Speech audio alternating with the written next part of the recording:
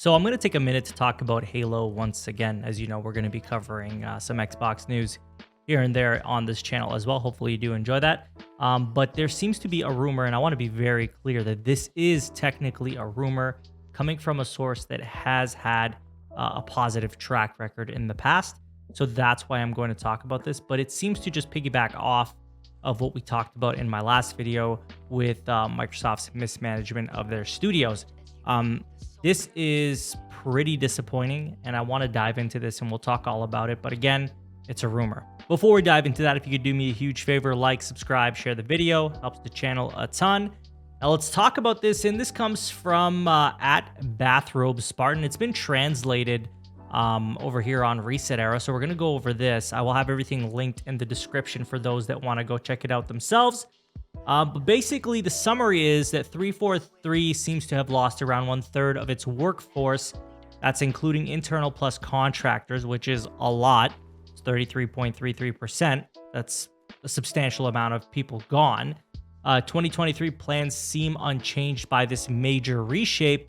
The focus was and still is on multiplayer for this year. So that's Forge, new seasons, Battle Pass, new maps, etc. So before Bonnie Ross quit, Joseph Staten with a small team was preparing to ship multiple contained campaign DLC to expand its narrative over the months or even years.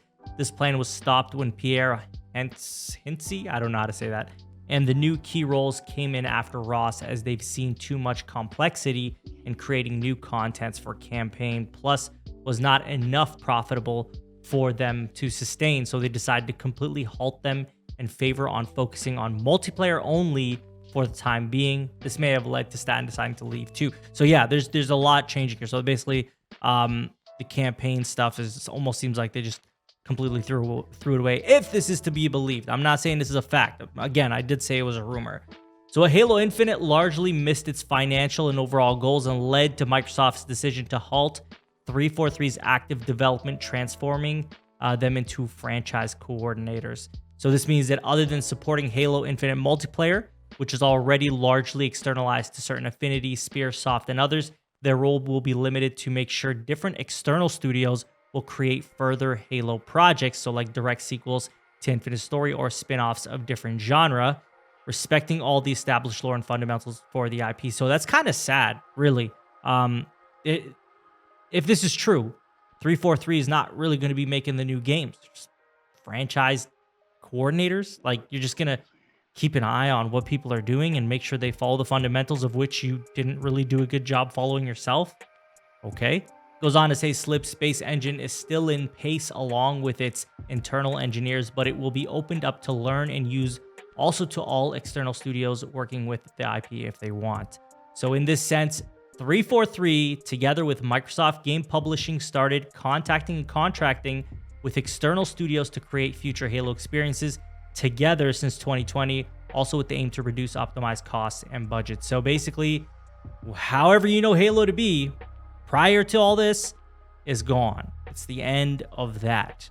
So if these claims are true, as generally the source provided in the past, this means that we would wait a very long time to see a proper sequel to Master Chief's story on Zeta Halo, while simultaneously seeing Halo Infinite multiplayer still supported and the Halo franchise expanded with smaller projects, each of them as a different spin on this universe by different studios and artists. So basically this means, and if this is true, once again, you know, this is a rumor. Technically speaking, nothing here is confirmed, but it's a rumor and it comes from a source that has been correct in the past.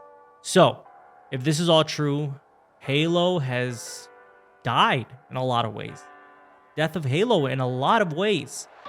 This is not going to be the Halo that we've known for a long time. And it's super unfortunate. I'm very disappointed that this is the direction it would go. Again, if this is true. In my opinion, if we're going to do anything with Halo, the IP and everything, I think the first and foremost thing that needs to happen is just do a fresh reboot and give it to another studio. Give it to a very capable studio. I see a lot of people say id Software. And I could see that. I could see them do a very good Halo. That, or, and this might be an unpopular opinion, and I know it probably is, given the state of everything these days, I think they should just remake Halo. Remake Halo 1. remake Halo 2, remake Halo 3, and that's a wrap. Just do the trilogy. You know, it's a story that's beloved. It's got perfect, incredible levels that I absolutely loved all of them. I think they could really do it justice. Get a good team to do it.